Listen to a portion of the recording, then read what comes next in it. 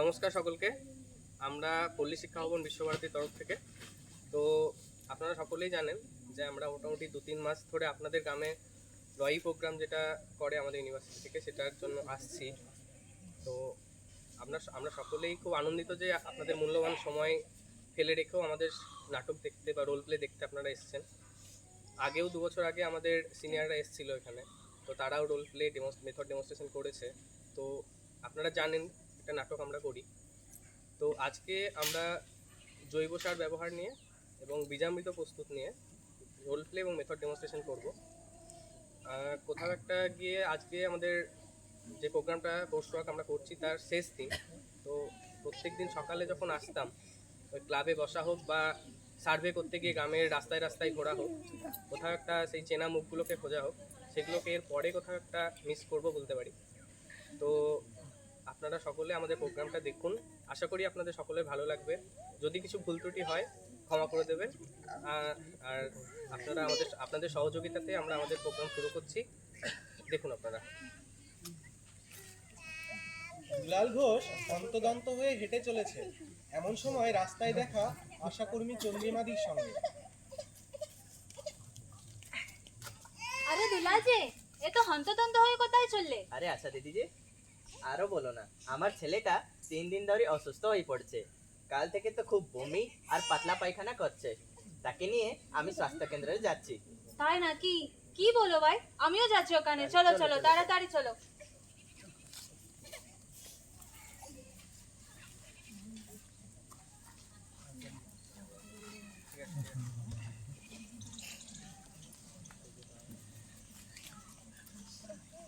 স্বাস্থ্যকেন্দ্রে বসে আছে জেলা হসপিটাল থেকে আসা একজন চিকিৎসক। হঠাৎ দুলাল ও তার অসুস্থ ছেলের প্রবেশ। ডাক্তারবাবু, আসতে পারি? হ্যাঁ হ্যাঁ, এসো, বসো। কি হয়েছে ছেলে? ডাক্তারবাবু, আমার ছেলে 3 দিন ধরে অসুস্থ হয়ে পড়ছে।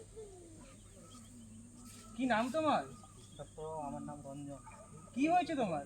ডাক্তারবাবু, আমার পেটে অনেক ব্যথা করছে, থাকতে পারছি না ব্যথা। বাইরের কোনো খাবার খাওনি তো? না না ডাক্তারবাবু।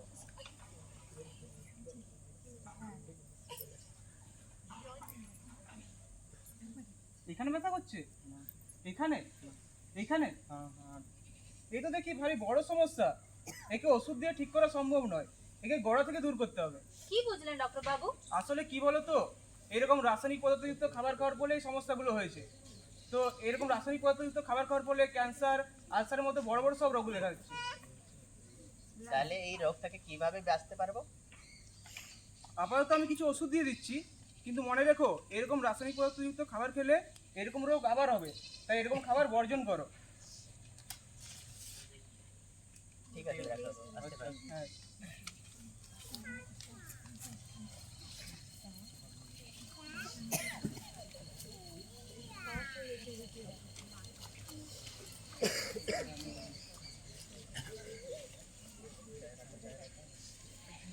গ্রাম প্রধান এবং গ্রামবাসীরা দুলাল ঘোষের চায়ের দোকানের আড্ডায়। কি হয়েছে দুলাল, এরকম মনমরা হয়ে বসে আছো কেন? কি হয়েছে তোমার? সেই কি, আপনি কি শোনেননি আমাদের দুলালের ছেলের অসুস্থতার খবরটা? শুধু দুলাল ঘোষের ছেলে কেন, গ্রামের পুরো শিশুরা তো এরকম হয়ে পড়ছে। গোটা গ্রামে রাসায়নিক সার ব্যবহার নিয়ে আতঙ্ক ছড়িয়ে পড়ছে। সে কি, একই কথা শোনালে?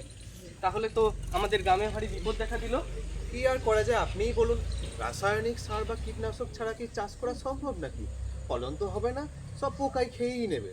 না না, আমাদেরকে বিকল্প কিছু ভাবতেই হবে, যাতে ফলনও ভালো হয়, আবার রাসায়নিক সার ব্যবহার না করতে হয়। বিকল্প? কিন্তু সেটা কি? বিকল্প ভুলে গেলে সুধীর, আমাদের সুপ্রাচীন জৈবিক পদ্ধতিতে চাষ। যখন আমরা জৈব সার ব্যবহার করতাম, রাসায়নিক সার ব্যবহার করতাম না, কিন্তু ফলনও ভালো হতো। জৈবিক পদ্ধতি চাষ? কি বলেন প্রধানবাবু, এরকমটা তো গল্পেই শুনেছি, এটা কি আদৌ সম্ভব? কিন্তু আমাদের গ্রামে এর আগে কেউ জৈবিক পদ্ধতি চাষ করেনি। কে শেখাবে আমাদের এই পদ্ধতি চাষ? কে বোঝাবে এই চাষের উপকারিতা? শেখাবে। আমার নাম পঞ্চানন মণ্ডল, আমি তোমাদের গ্রামের প্রধান। তোমাদের সকলের সুস্বাস্থ্যের বিষয়ে আমারও তো একটা দায়িত্ব আছে। আমি না হয় ওই শ্রীনিকেতনের কৃষি বিজ্ঞান কেন্দ্র থেকে 2-3 জন কৃষি আধিকারিককে নিয়ে আসবো, তারাই তোমাদের শেখাবে জৈবিক পদ্ধতিতে চাষ। এটা দারুণ ব্যাপার, তাহলে তাই হোক। তাই হোক, চলো। দুলাল ঘোষ ও সুধীর গ্রামবাসীদের নিয়ে এক জায়গায় জমায়েত।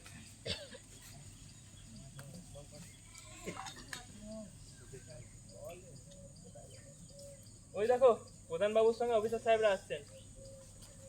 শোনো তোমরা তো সবাই জানো যে দুলালের ছেলের সাথে কি হয়েছে। সেজন্য তোমাদের কথা মতো আমি শ্রীনিকেতনে কৃষি বিজ্ঞান কেন্দ্র থেকে 3 জন কৃষি আধিকারিককে নিয়ে এসেছি। ওনারা তোমাদের জৈবিক পদ্ধতিতে চাষ শেখাবেন। তোমাদের যদি কিছু প্রশ্ন থাকে তোমরা করবে, ওনারা সেগুলোর উত্তর দেবেন। শোনো ওনারা কি বলছেন। স্যার আপনি বলুন। সকল গ্রামবাসীকে আমার নমস্কার। আমরাও আপনাদের মতোই কৃষক, চাষবাস নিয়ে আমাদের কাজ। আজকাল অতিরিক্ত রাসায়নিক সার, কীটনাশক এসব ব্যবহার করতে করতে শুধু এই গ্রামে নয়, সব জায়গাতে একই পরিস্থিতি। অতিরিক্ত রাসায়নিক ফল সবজি এসবের সাথে মিশে গিয়ে সংক্রামিত হচ্ছে, আর সেই সব সংক্রামিত ফল সবজি আমাদের শরীরে পৌঁছে সব থেকে বেশি আক্রান্ত হচ্ছে এই শিশুরাই। তাই কীভাবে এই রাসায়নিক সার ব্যবহার না করেই আমরা উচ্চ ফলন পাবো, তার সঙ্গে রোগমুক্ত শরীর পাবো, সেই নিয়ে আমি আর আমার সহযোগীরা আজকে আলোচনা করব। সবার প্রথমে তোমাদের বলি কেঁচো সারের ব্যাপারে। এটি একটি জৈব সার যা রাসায়নিক সারের বিকল্পে ব্যবহৃত হতে পারে। এটিতে প্রচুর পরিমাণে জৈব পদার্থ আছে যা মাটির উর্বরতা বৃদ্ধি করে। এটিতে 5% নাইট্রোজেন ও 15 থেকে 30% ফসফরাস ও পটাশিয়ামের মতো গুরুত্বপূর্ণ উপাদান রয়েছে। এটি ফসলে যে কোনো সময় ব্যবহার করা যেতে পারে ও এটি ব্যবহার করাও খুব সহজ। শুধু কি তাই, জৈবিক পদ্ধতিতে চাষে বায়ো ফার্টিলাইজারের গুরুত্বপূর্ণ ভূমিকা পালন করে। এটি মাটির উর্বরতা বৃদ্ধি করে, নাইট্রোজেন, ফসফরাস, পটাশিয়াম সরবরাহ করে। এটি পরিবেশের জন্য নিরাপদ এবং রাসায়নিক সারের ব্যবহার কমিয়ে দেয়, ফলে কৃষি উৎপাদন টেকসই হয়। এটি মাটির উপকারী জীবাণু এবং ব্যাকটেরিয়া সংখ্যা বাড়ায়, যেমন রাইজোবিয়াম, ব্যাসিলাস, অ্যাক্টিনোমাইসিটিস, অ্যাজোব্যাক্টার, সিউডোমোনাস, মাইক্রোরাইজাল ছত্রাক, যা মাটির স্বাস্থ্য উন্নত করে। বায়ো ফার্টিলাইজার ব্যবহারে কিছু শস্যের উৎপাদন উল্লেখযোগ্যভাবে বৃদ্ধি পায়, যেমন চাল, ডাল, গম, ভুট্টা ইত্যাদি ফসলগুলির ক্ষেত্রে 10 থেকে 25% ফলন বৃদ্ধি পায়।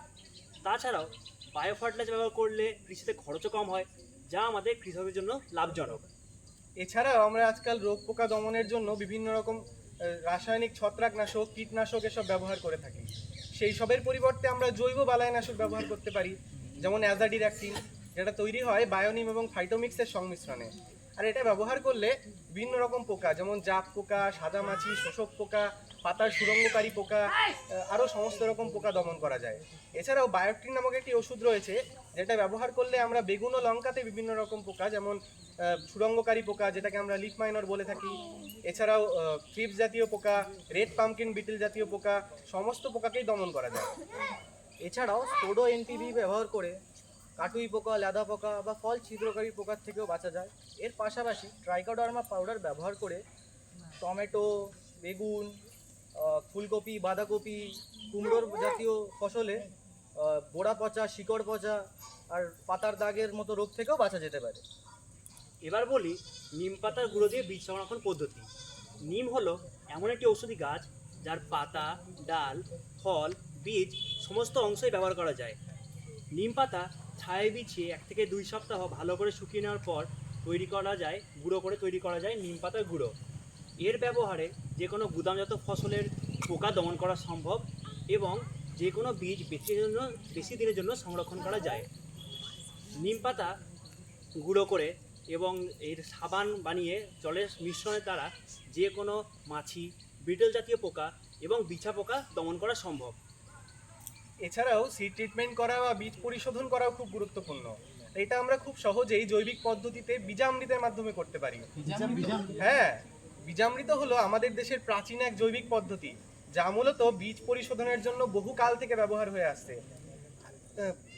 কম খরচের এই পদ্ধতিতে মূলত গোবর, গোমূত্র, উপযুক্ত পরিমাণে বনের মাটি, চুন ইত্যাদি দ্রব্য ব্যবহার হয়ে থাকে। মূলত কৃষক ভাইয়েরা সারা রাত ধরে বীজকে বীজামৃতে ভিজিয়ে রাখেন, তারপর সকালে ছেঁকে তোলেন। আর এটা আজকের নয়, বহুকালের ঐতিহ্য। এই পদ্ধতি অবলম্বন করলে এটা যেমন ছত্রাকের ঘটিত বিভিন্ন রোগের হাত থেকে বীজকে রক্ষা করে, তেমনি মাটিতে ছড়িয়ে পড়ে এমন অনেক জীবাণুর হাত থেকেও রক্ষা করে। শুধু তাই নয়, কৃষক ভাইয়ের উৎপাদন খরচও অনেকাংশে কমিয়ে দেয়, কারণ রাসায়নিকের খরচ কমে যাচ্ছে। সেই কারণে আজকে আমরা এই বীজামৃত তৈরির পদ্ধতি আপনাদেরকে দেখাবো। এরপর যদি বলতে হয় উপকরণের কথা, তো প্রথমে আমাদেরকে বলতে হবে 1 কুইন্টাল বীজ পরিশোধনের জন্য যদি আমরা বীজামৃত প্রস্তুত করি তবে আমাদেরকে একটি বালতিতে মোটামুটি 20 লিটারের মতো জল নিতে হবে। তারপর 5 কেজি গোবর নিতে হবে, 5 লিটারের মতো গৌমূত্র নিতে হবে, 50 গ্রাম বনের মাটি নিতে হবে এবং 50 গ্রাম চুন নিতে হবে। এরপরে আমাদেরকে পদ্ধতি জেনে নেওয়া যাক। পদ্ধতির কথা বলতে গেলে প্রথমে আমাদের একটি পাত্রে 20 লিটারের মতো জল নিলাম, তারপর একটি পরিষ্কার কাপড়ে আমাদেরকে ওই 5 কেজি গোবর ভালোভাবে বেঁধে নিয়ে বান্ডিল করে নিতে হবে। তারপর সেই বান্ডিলটি এমনভাবে মোটামুটি 12 ঘন্টা বা সারা রাত সেই পাত্রের উপরে এমনভাবে ঝুলিয়ে রাখতে হবে যেন সেই বান্ডিলটি সম্পূর্ণরূপে জলে ডুবে থাকে। অন্যদিকে আরেকটি পাত্রে আমাদেরকে চুন নিয়ে ভালোভাবে গুলে নিয়ে মোটামুটি 250 ml জলে 50 গ্রামের মতো চুন আমাদেরকে গুলে নিতে হবে, সারা রাত ভিজিয়ে রাখতে হবে। এই চুন দেওয়ার একমাত্র উদ্দেশ্য হচ্ছে গোমূত্রের অম্লত্ব নিয়ন্ত্রণে রাখা। এরপর মোটামুটি সারা রাত ভিজিয়ে রাখার পরে সকালে আমাদেরকে সেই গোবরের বান্ডিলটি ভালোভাবে ভালোভাবে তুলে নিতে হবে আমাদেরকে, যাতে গোবর থেকে সম্পূর্ণ রসটা জলে মিশে যায়। এরপরে আমাদেরকে সেই গোবর মিশ্রিত জলে ধীরে ধীরে আগে থেকে রেখে দেওয়া গোমূত্র যোগ করতে হবে এবং সেই মাটি, যেটা আমরা বনের মাটি বলে থাকি, সেই বনের মাটিও ধীরে ধীরে যোগ করতে হবে এবং একটি লাঠি দিয়ে ভালোভাবে নেড়ে নিতে হবে যাতে সম্পূর্ণরূপে দ্রবণে মিশে যায়। এরপর আমাদেরকে আগে থেকে রেখে দেওয়া সারা রাত ধরে ভিজিয়ে রাখা চুন, সেই চুনটিও যোগ করতে হবে। এরপর সমস্ত কিছু হয়ে গেলে নেড়ে নেওয়ার পরে আমাদেরকে শেষে ভালোভাবে নেড়ে নিয়ে মোটামুটি 5 মিনিটের মতো জলে গুলে নিতে হবে। এইভাবে 5 মিনিট জলে গুলে নিলে আমাদের বীজামৃত বীজ শোধনের জন্য প্রস্তুত হয়ে যাবে। এরপরেই যদি বলি বীজামৃত আমরা কিভাবে ব্যবহার করব, তো বীজামৃত ব্যবহার করতে গেলে বীজামৃত প্রস্তুত হয়ে যাওয়ার পরে আমাদেরকে একটি পাত্রে বীজামৃতটি নিয়ে একটি পরিষ্কার সুতির কাপড়ে যতটা বীজ আমরা শোধন করব সম্পূর্ণ বীজটা বেঁধে নিয়ে মোটামুটি 30 মিনিটের মতো জলে ডুবিয়ে রাখতে হবে।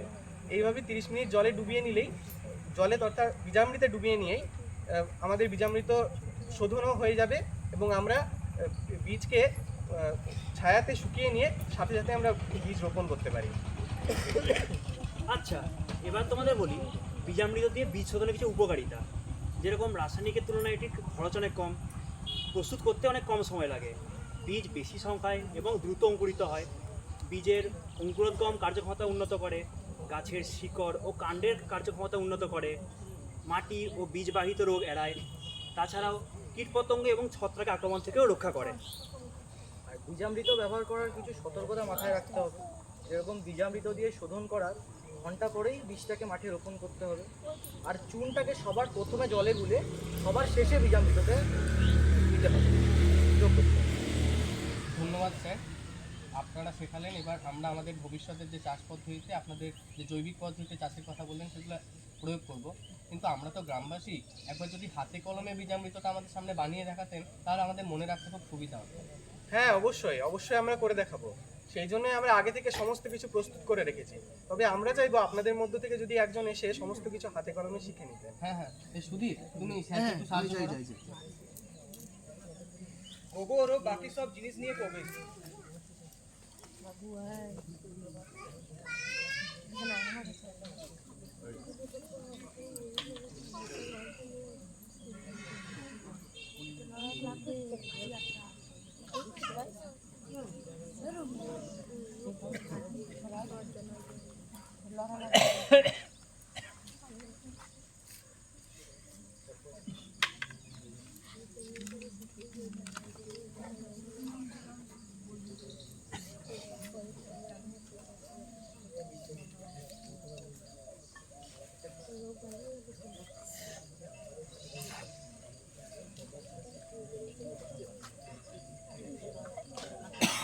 প্রথমে আপনি এই গ্লাভসটি পরে নিন, কারণ গ্লাভস পরে নেওয়া খুব গুরুত্বপূর্ণ।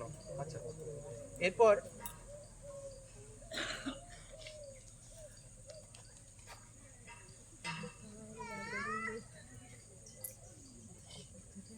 প্রথমে আপনি এই এখানে বলে দিই, আপনাদের সুবিধার্থে বলে দিচ্ছি এখানে কি কি রয়েছে।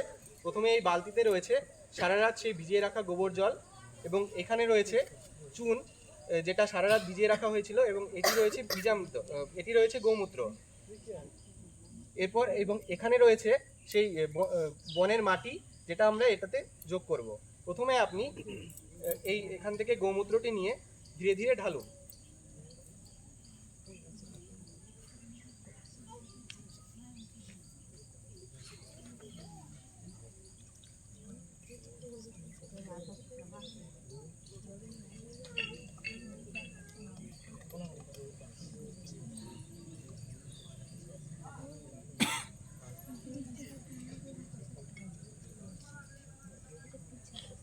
এরপর এই লাঠিটি নিয়ে আপনি ভালো করে নেড়ে নিন।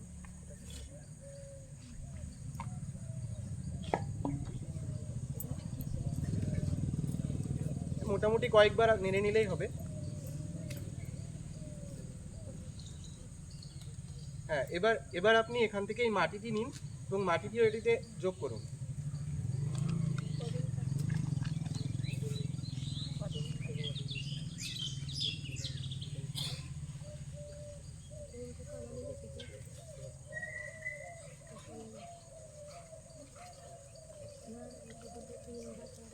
এরপর এই লাঠিটা নিয়ে আপনি আবার ভালোভাবে নেড়ে নিন যাতে মাটির দলা কোনোভাবে না থেকে যায়।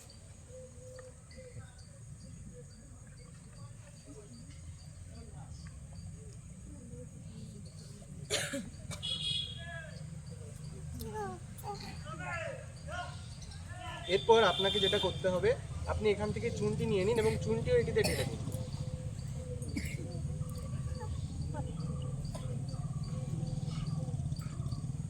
চুনটি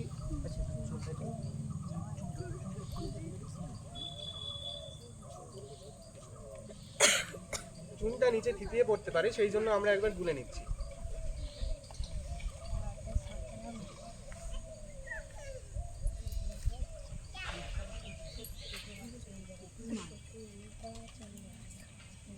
হ্যাঁ, মোটামুটি ভাবে আমাদের প্রস্তুত। এরপর আমাদেরকে বেশ কয়েকবার এটি নাড়িয়ে নিতে হবে।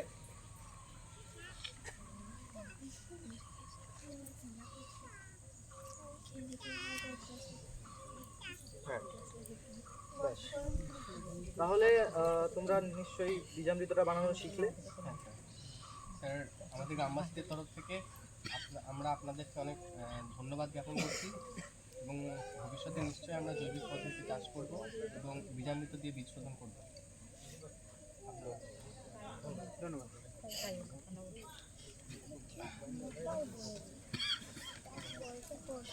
গ্রামবাসীরা সকলেই খুব খুশি।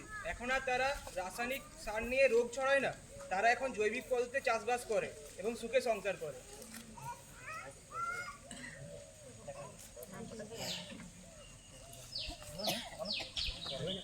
ধন্যবাদ সকলকে।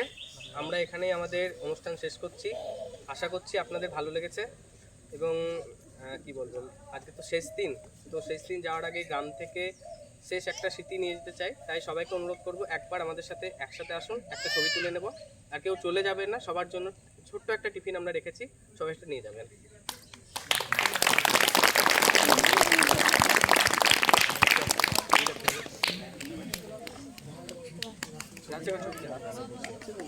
আপনারা বসে থাকুন, আমরা এটা খুলে নিই, পিছনে